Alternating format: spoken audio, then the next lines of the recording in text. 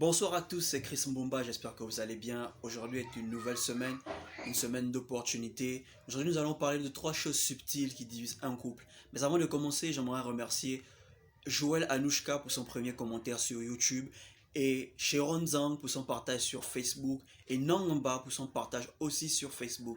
Merci pour toutes les personnes qui partagent mes vidéos, pour toutes les personnes qui me soutiennent, pour les paroles d'encouragement. Merci, c'est vous les vrais boosters. Et merci pour les nouvelles personnes qui s'abonnent. J'espère qu'on ira loin ensemble. J'espère qu'il y aura des changements, il y aura des personnes qui vont plus commenter. Par la grâce de Dieu, on espère. Alors aujourd'hui, comme je disais, je veux parler de 3 choses subtiles qui divisent une relation. Il y a des personnes, ils sont dans des relations, et quand on leur demande pourquoi ils se sont séparés avec leurs ex, ils vont vous dire, je ne sais pas, on a juste arrêté de s'écrire, on a arrêté de parler. C'est juste que aucun couple ne se sépare comme ça.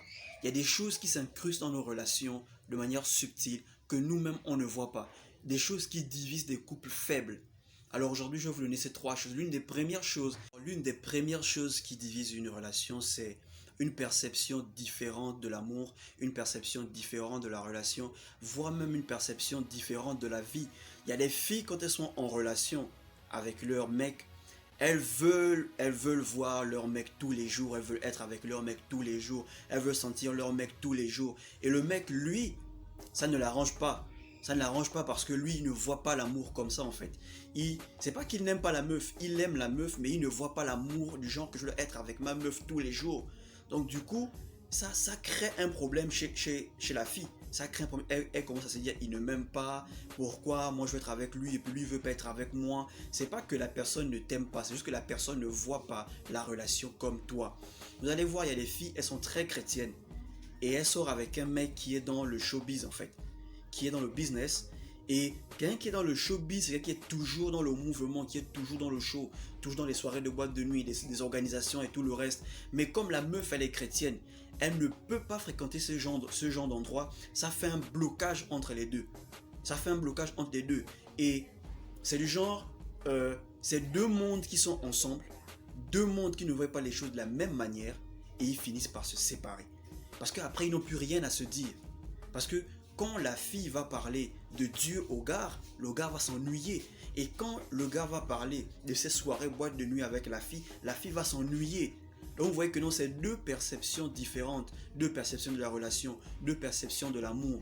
Donc, les trucs comme ce genre, c'est des trucs qui s'incrustent dans nos relations de manière subtile. On ne se rend pas compte. On se dit juste, on n'avait plus rien à se dire.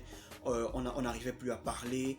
On ne savait plus quoi se dire. C'est parce que une fois que vous arrivez à la phase où vous n'avez plus rien à vous dire, c'est que vous n'avez plus les mêmes manières de voir les choses. Vous n'avez plus la même manière de voir la relation. En fait, la relation, vous ne le voyez plus de la même manière. Pourquoi? Parce que vos perceptions ont changé. Vos perceptions ont changé. Une fois 2 personnes qui ne voient pas les choses de la même manière ne peuvent pas se mettre ensemble. Impossible. On dit 2 personnes ne marchent ensemble que s'ils se ressemblent. Pas physiquement, mais mentalement. Ils ont la même manière de voir les choses, la même perception des choses et peut-être même les mêmes valeurs. Donc ça, c'est l'une des premières choses qui divise un couple de manière subtile. Deuxième chose qui divise un couple de manière subtile, vraiment subtile, c'est l'orgueil. L'orgueil est un esprit qui s'incruste dans les relations sans savoir. Déjà, il est possible que nous soyons orgueilleux sans savoir que nous le sommes. Parce que nous-mêmes, naturellement, on se voit bien. Nous-mêmes, naturellement, on se voit humble. Nous-mêmes, naturellement, on se voit... En fait, on ne peut pas croire qu'on est orgueilleux. À part les personnes qui nous fréquentent, qui peuvent voir en nous une personne orgueilleuse. Mais nous-mêmes, on n'arrive pas à croire, en fait.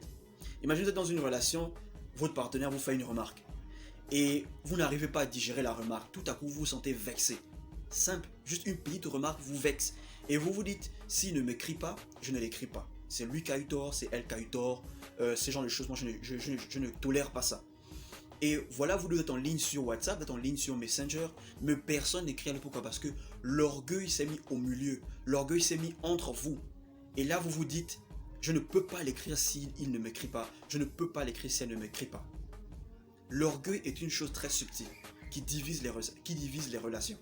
Donc, il est parfois mieux Si vous remarquez que votre partenaire a fait 1 jour, 2 jours sans vous écrire, 3e jour, essayez de contacter la personne et savoir qu'est-ce qui se passe. Ne dites pas qu'on s'est séparés comme ça parce qu'on n'avait plus rien à se dire. C'est l'orgueil qui s'est incrusté dans votre relation.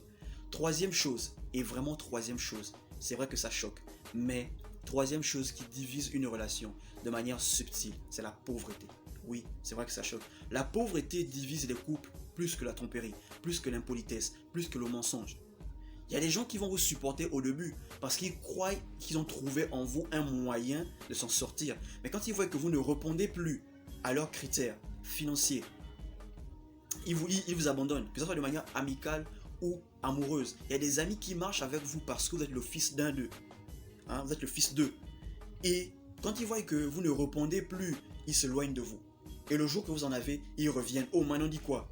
Il y a des personnes qui sont en relation avec vous parce qu'elle sait qu'avec vous, elle a l'assurance. Avec vous, elle peut avoir ceci, elle peut avoir cela. Mais une fois que vous ne répondez plus à ses besoins, elle vous quitte. Il y a des gens qui vont vous quitter. Si ce n'est pas encore arrivé, je vous dis ça va arriver. Il y a des gens qui vont vous quitter parce que vous n'avez pas l'argent.